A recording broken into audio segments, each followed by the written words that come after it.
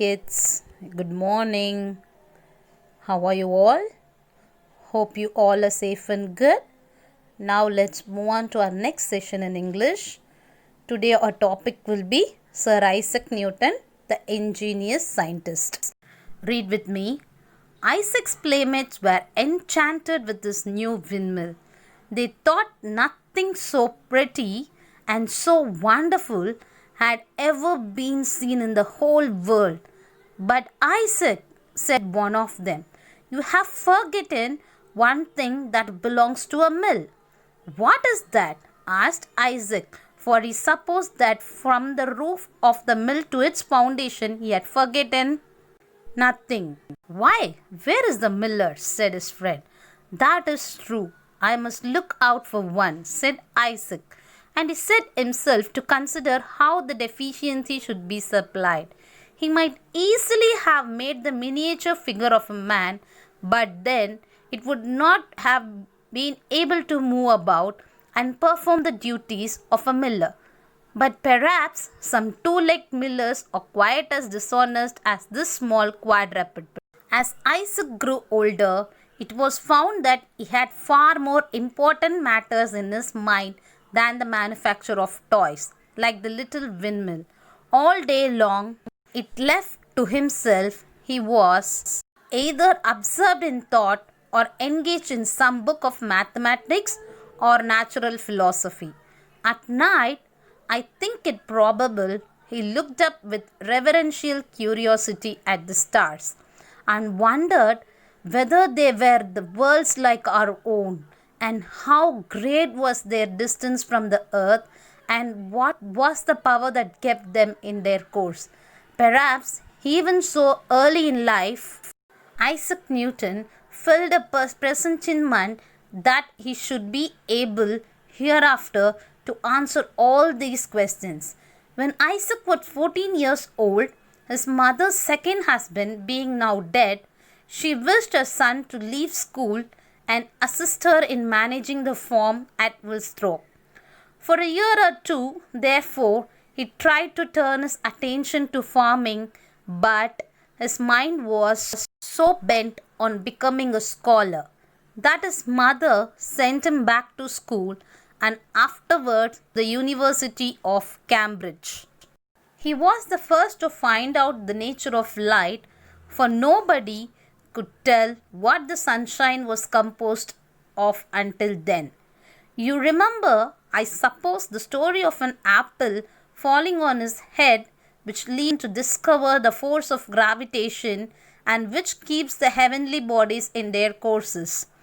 When he had once got hold of this idea, he never permitted his mind to rest, and he had searched out all the laws by which the planets were guided through the sky. This he did as thoroughly as if he had gone up among the stars and tracked them in their orbits. As a boy, he had found out the mechanism of a windmill, and as a man, he explained to his fellow man the mechanism of the universe. While researching, he was accustomed to spend night after night in a lofty tower, gazing at the heavenly bodies through a telescope. His mind was lifted far above the things of this world.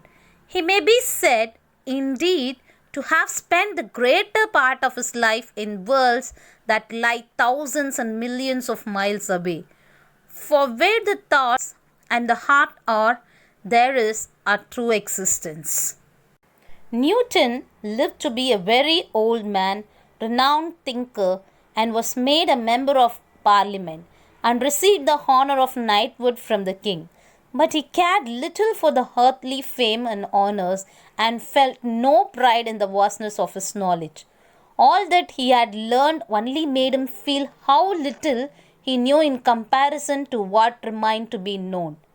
I seemed to myself like a child, he observed, playing on the seashore and picking up here and there a curious shell or a pretty pebble, while the boundless ocean of truth lies undiscovered before me. At last, in 1727, when he was 85 years old, Sir Isaac Newton died, or rather he ceased to live on earth.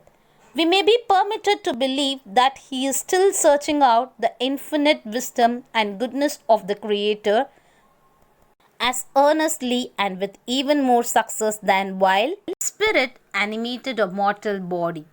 He have left the fame behind him which will be as endurable as if his name were written in the letters of light formed by the stars upon the midnight sky.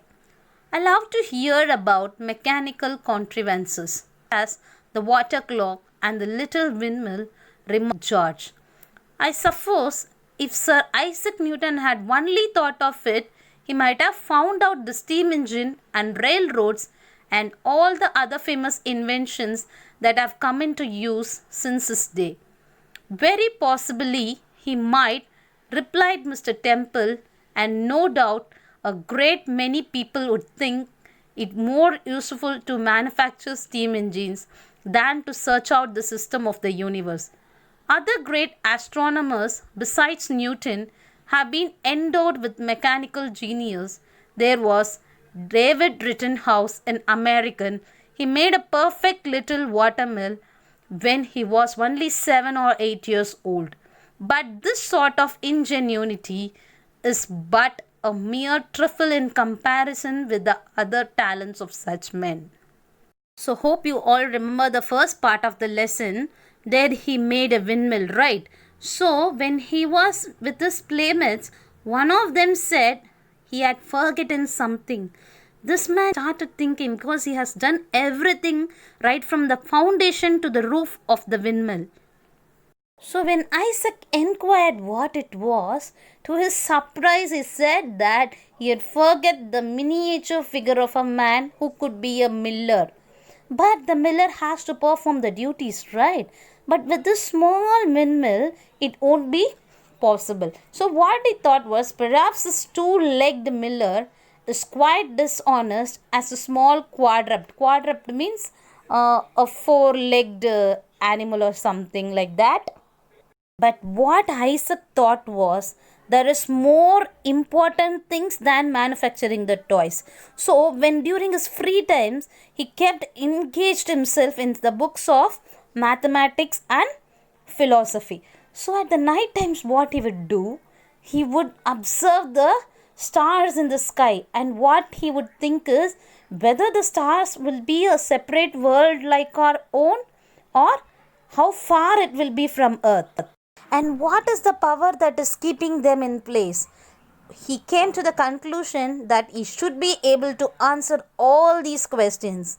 And now here comes again another turning point in his life. When he was 14 years old, his mother's second husband is dead. So what she wished is she want her son to assist her in the farming at the Ulstrop. So what she did was she made him to discontinue his school. So what this man did is he tried to turn his attention towards farming, but he cannot do that. So seeing him, his mother sent him back to school and afterwards to the University of Cambridge.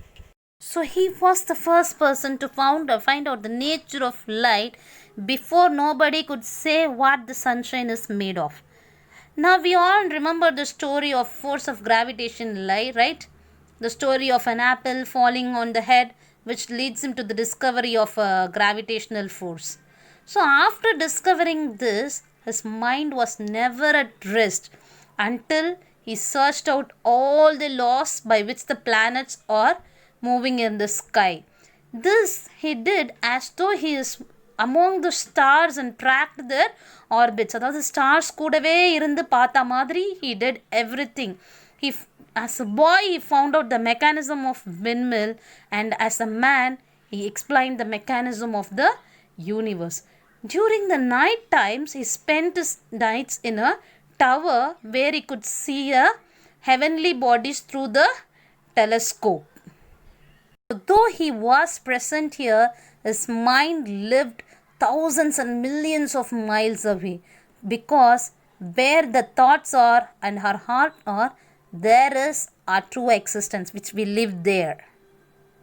So Newton, he lived to be a very old man, renowned thinker. He was a member of the parliament and even received the honor of knighthood from the king. But he did not care about all these things. He felt that he has learned only very little when comparing to the things remaining. He assumed himself as a child playing on a seashore, picking pebbles and shells, but without knowing the boundless ocean of truth which lies before him. So, at last, in 1727, when he was 85 years old, he died. So, we can believe that he is still searching out the infinite wisdom and goodness of the Creator with even more success. He left a very big fame behind him, which is like the letters of light formed by the stars in the midnight sky. So we love to hear these things like, right, such as the water clock, little windmill. So just imagine if Isaac would have thought only about the steam engine and railroads that we use today, but very probably it will be right, no? So nobody can think the steam manufactured steam engines than to search out for the system of universe. So think about other great astronomers behind Newton. They have praised his skill. There was David Rittenhouse. He was an American. He made a little watermill when he was 7 or 8 years old.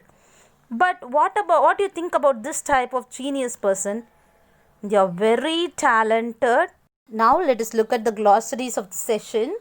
Enchanted, delighted, miniature, very small model, curiosity, eagerness, accustomed, something to familiar with, gazing, looking steadily and intently, renown, fame and respect, ceased, stopped.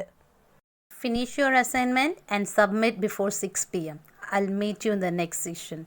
Thank you. Bye.